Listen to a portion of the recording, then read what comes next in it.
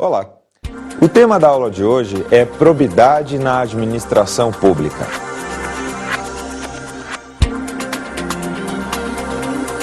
Noções introdutórias.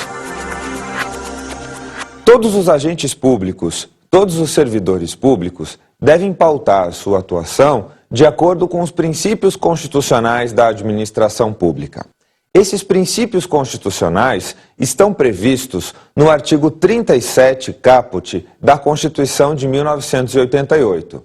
São eles o princípio da legalidade, o princípio da moralidade, o princípio da impessoalidade, o princípio da eficiência e também o princípio da publicidade.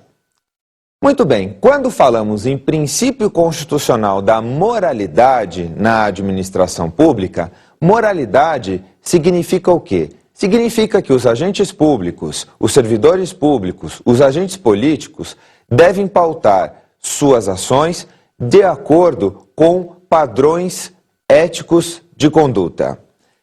Fala-se também que a moralidade vincula-se à noção de boa-fé no exercício da função pública, mas principalmente a temas vinculados à honestidade, à retidão, à correção no trato com a coisa pública. Portanto, quando falamos em probidade na administração pública, o dever de probidade, que significa dever de honestidade, está vinculado a um importante princípio constitucional, que é o princípio constitucional da moralidade administrativa.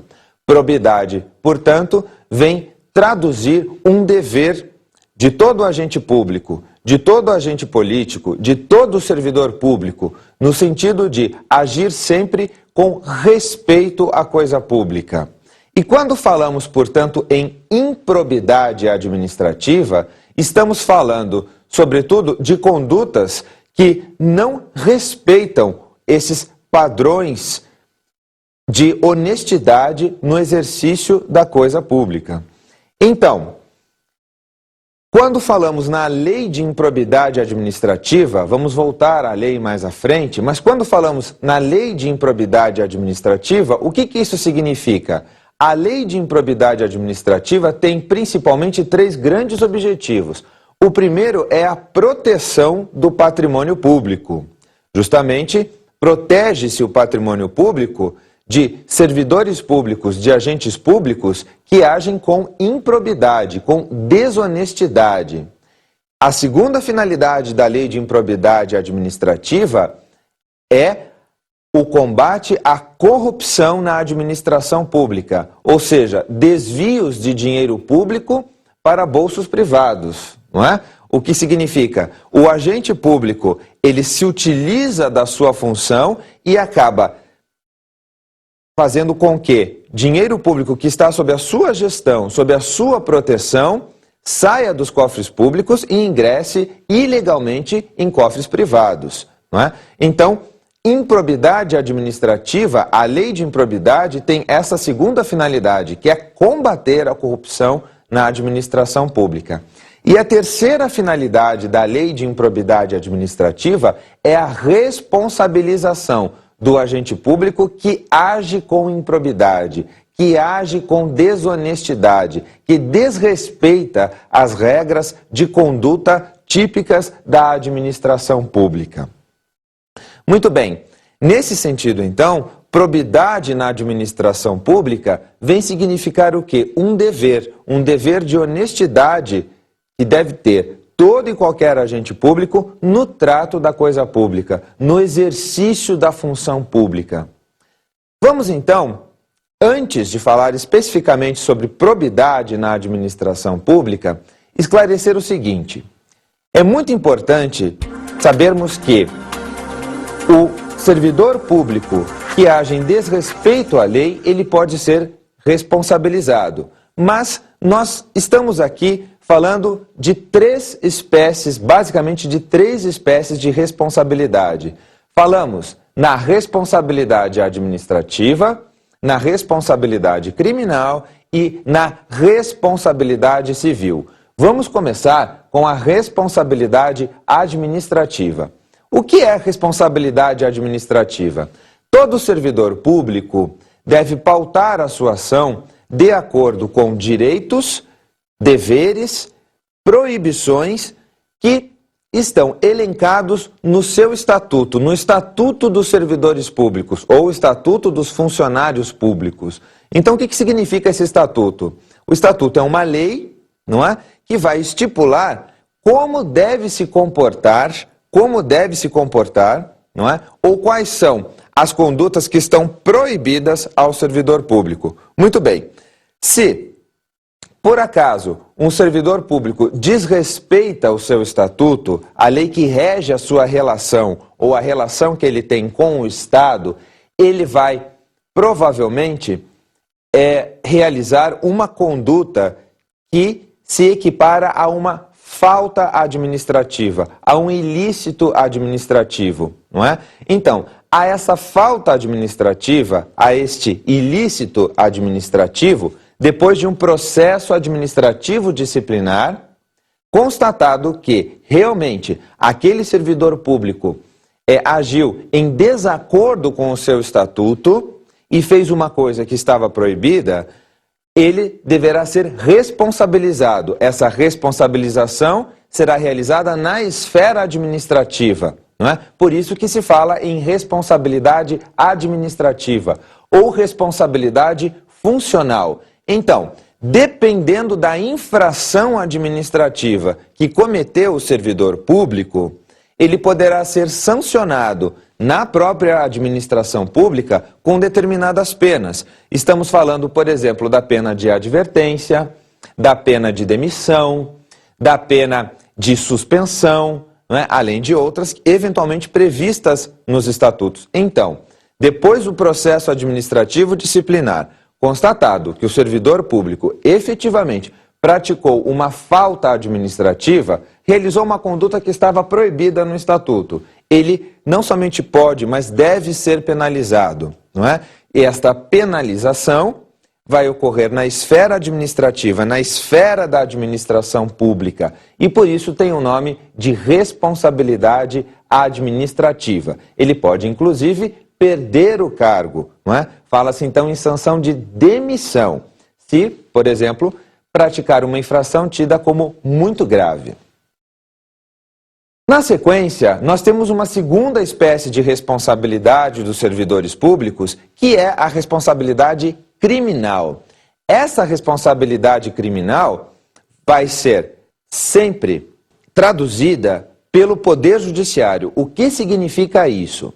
O Código Penal vai estipular crimes, ilícitos penais, não é? E o que são esses ilícitos penais que podem ser cometidos pelos servidores públicos? Um ilícito penal é uma ação ou omissão antijurídica e típica. Pode ser tanto um crime como pode ser uma contravenção.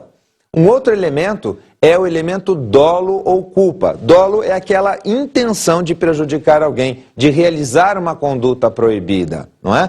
Então, dolo ou culpa, sem possibilidade de haver hipóteses de responsabilidade objetiva. Então, o crime envolve responsabilidades subjetivas, ao menos os crimes que nós estamos falando aqui.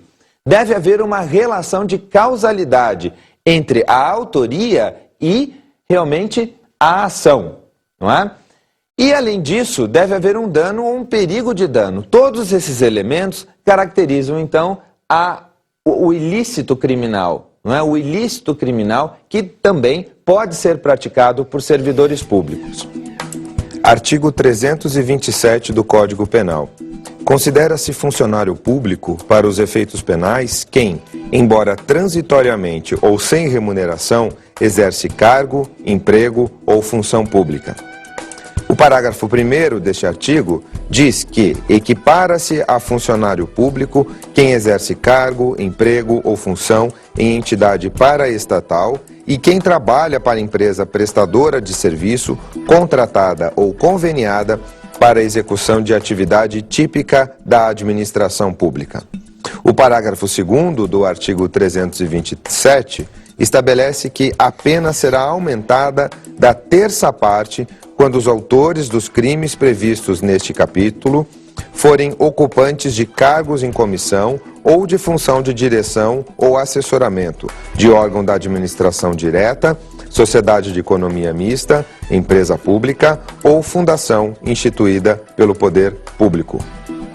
Então, a responsabilização criminal dos agentes públicos, ela é ditada pelo Código Penal. Então, para que haja a aplicação de uma pena, não é? De uma pena ao servidor público, por exemplo, que pratica um crime de peculato, não é? Que pratica um crime de corrupção, passiva ou ativa, e outros crimes que estão previstos no Código Penal, deve haver um processo judicial criminal, geralmente proposto, essa ação criminal geralmente é proposta pelo Ministério Público. Ao final do processo criminal, então, o que vai acontecer? O agente público que for tido como agente que realmente praticou aquele crime, poderá ser responsabilizado com uma pena criminal. E é muito importante também nós entendermos que dessa sentença penal condenatória, nos termos do artigo 92, são também efeitos da condenação. Inciso 1. A perda de cargo, função pública ou mandato eletivo, quando aplicada pena privativa de liberdade por tempo igual ou superior a 1 ano, nos crimes praticados com abuso de poder ou violação de dever para com a administração, quando for aplicada a pena privativa de liberdade por tempo superior a 4 anos nos demais casos. Então, nós já vimos a responsabilidade administrativo-funcional dos servidores públicos, a responsabilidade criminal e agora vamos ver a responsabilidade civil. A responsabilidade civil tem a ver com o quê? Tem a ver com ilícitos civis. E o que acontece? Como é que nós vamos configurar esse ilícito civil? Estamos falando de alguns elementos que devem estar previstos, no caso concreto. Por exemplo, um primeiro elemento é o elemento ação ou omissão. Uma ação ou omissão que seja antijurídica, ou seja, que agrida a legislação. Essa ação ou omissão, ela deve ser praticada com culpa ou dolo, né? E com relação a esse elemento da culpa ou dolo, muitas vezes há uma dificuldade muito grande de comprovação. E por isso, então, a lei, e no nosso caso a Constituição, admite que alguns casos de responsabilização civil são casos de responsabilidade objetiva, ou seja, não é necessário, não é obrigatório comprovar a culpa, não é? Basta comprovar o quê? Basta comprovar o terceiro elemento, que é o elemento dano, a existência de um dano praticado por uma ação ou omissão, que por sua vez foi praticada por um agente público. Então, essa ação ou omissão praticada por agente público gerou um dano. E qual é o último elemento que deve ser comprovado? Uma relação, um nexo de causalidade entre essa ação ou omissão e o evento danoso, não é? Comprovados todos esses elementos, o que vai acontecer? Haverá a responsabilização da administração pública, do agente público, não é? Por uma ação ou omissão danosa a terceiros. É muito importante nós destacarmos que a Constituição, no artigo 37, parágrafo 6º, determina que a responsabilização civil na administração pública, ela é objetiva, não é?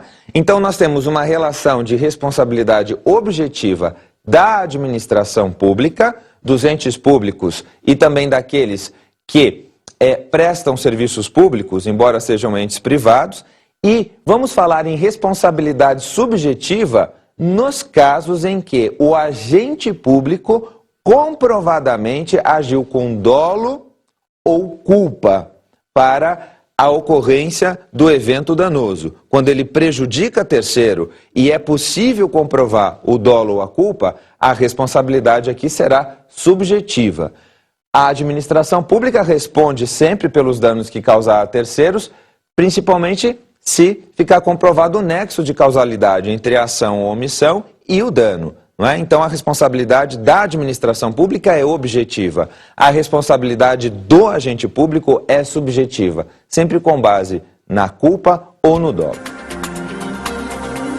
substrato normativo da matéria. A diferenciação dessas três espécies de responsabilização é muito importante, porque nós temos que entender aonde se insere a responsabilização do agente público por atos de improbidade administrativa.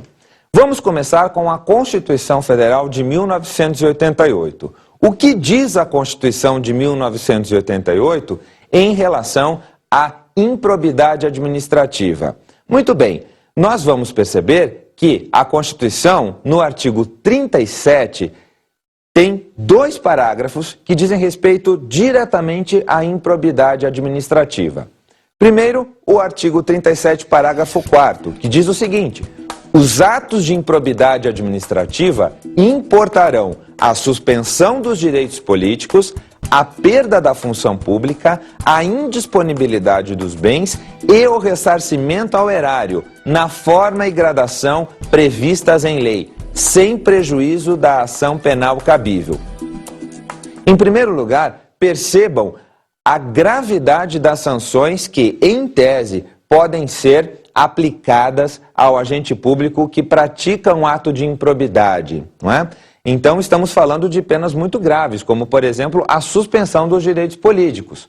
Não se fala em prisão, por exemplo. E ao final do parágrafo 4º do artigo 37, há a expressão sem prejuízo da ação penal cabível. O que significa?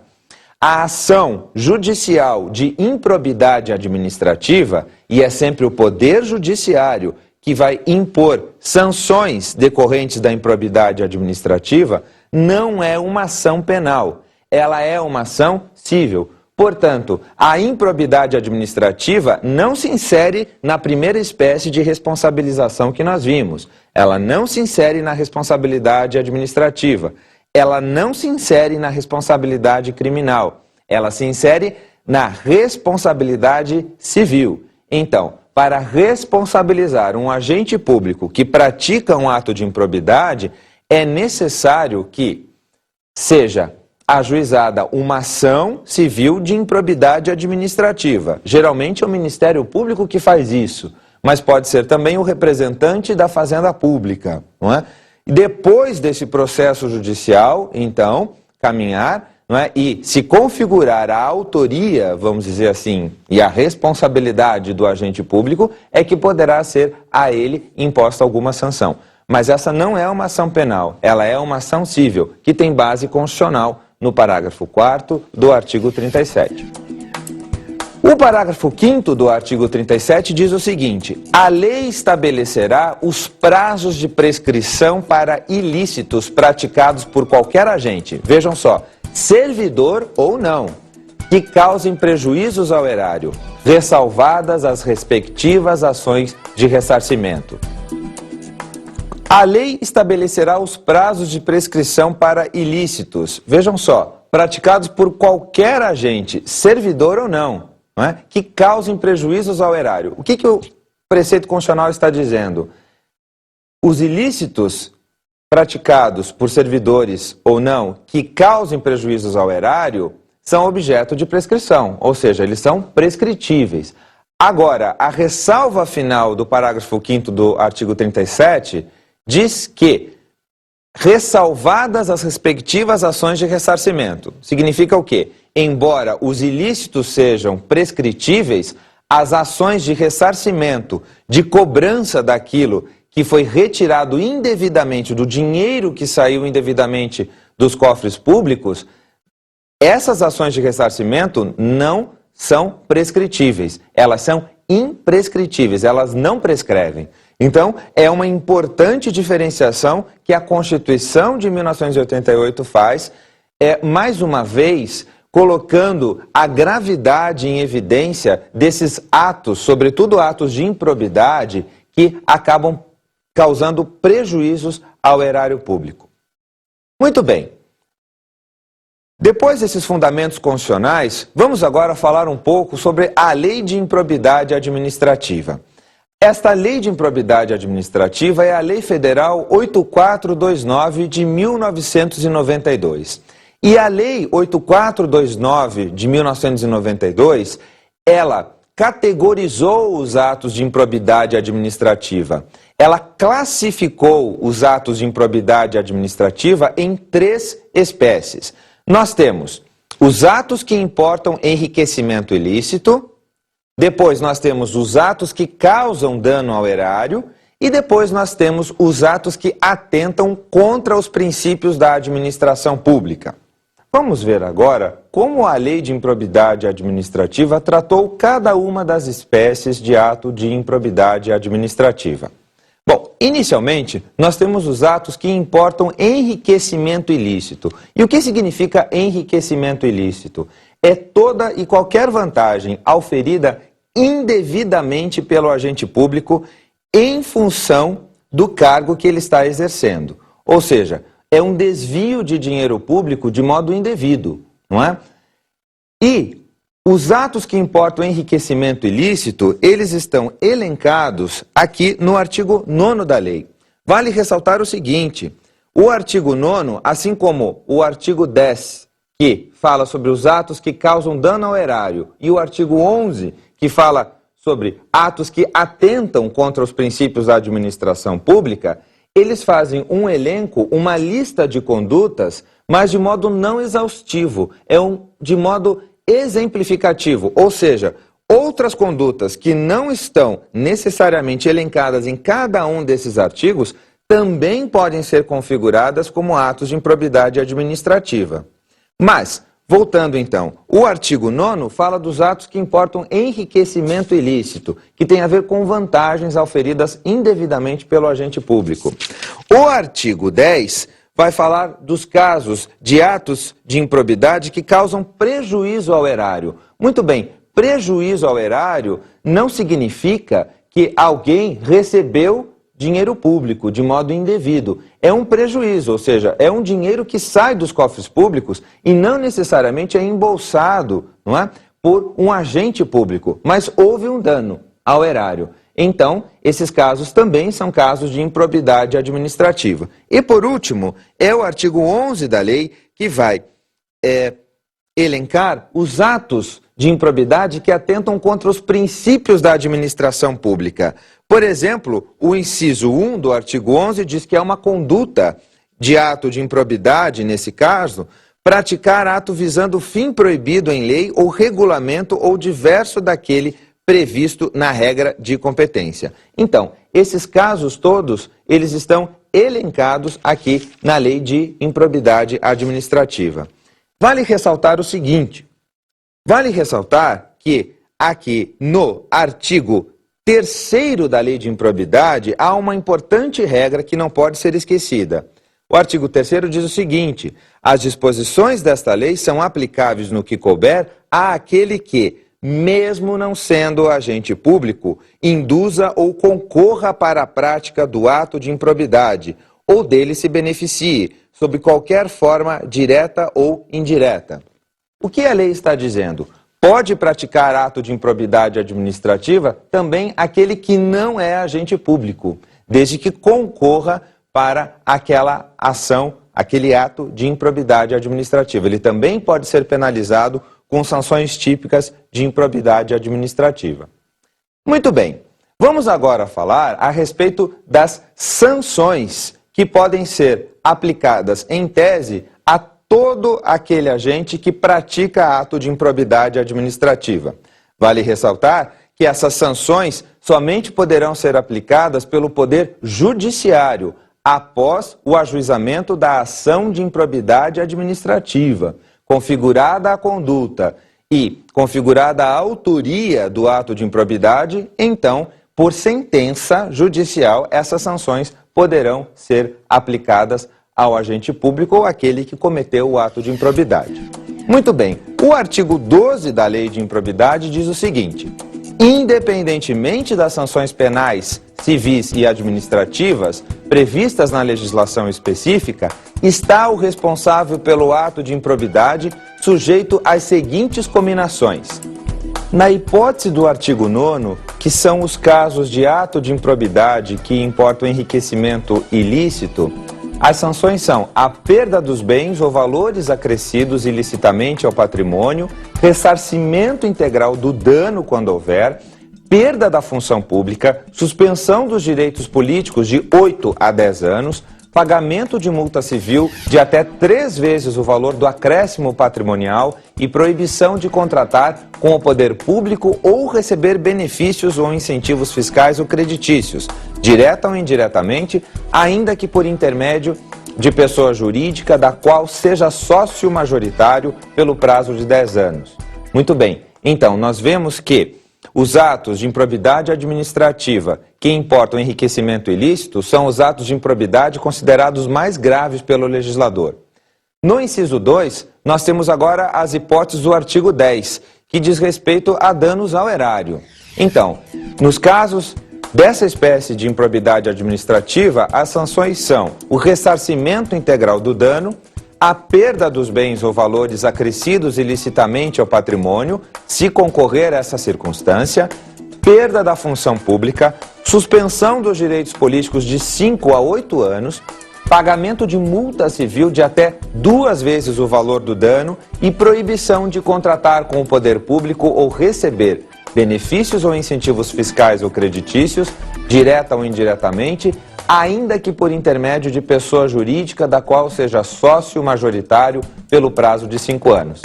E, finalmente, nós temos o inciso 3, que vai elencar as sanções em tese aplicáveis aos atos de improbidade administrativa do artigo 11, que são aqueles que atentam contra os princípios da administração pública. E as sanções cabíveis seriam o ressarcimento integral do dano, se houver, a perda da função pública, a suspensão dos direitos políticos de 3 a 5 anos, o pagamento de multa civil de até 100 vezes o valor da remuneração percebida pelo agente e proibição de contratar com o poder público ou receber benefícios ou incentivos fiscais ou creditícios, direta ou indiretamente, ainda que por intermédio de pessoa jurídica da qual seja sócio majoritário pelo prazo de 3 anos.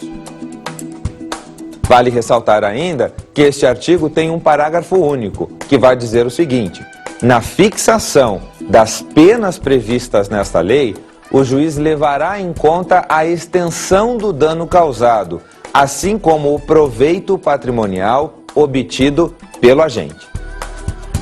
Muito bem, após enfrentarmos a lei de improbidade administrativa, simplesmente a título de informação, é importante destacarmos que no Brasil nós temos um Código de Conduta da Alta Administração Federal. Na exposição de motivos número 37, que acompanha o decreto que aprovou em 21 de agosto de 2000 o Código de Ética da Administração Pública Federal, fica muito clara a intenção do governo quando aprovou este Código de Conduta.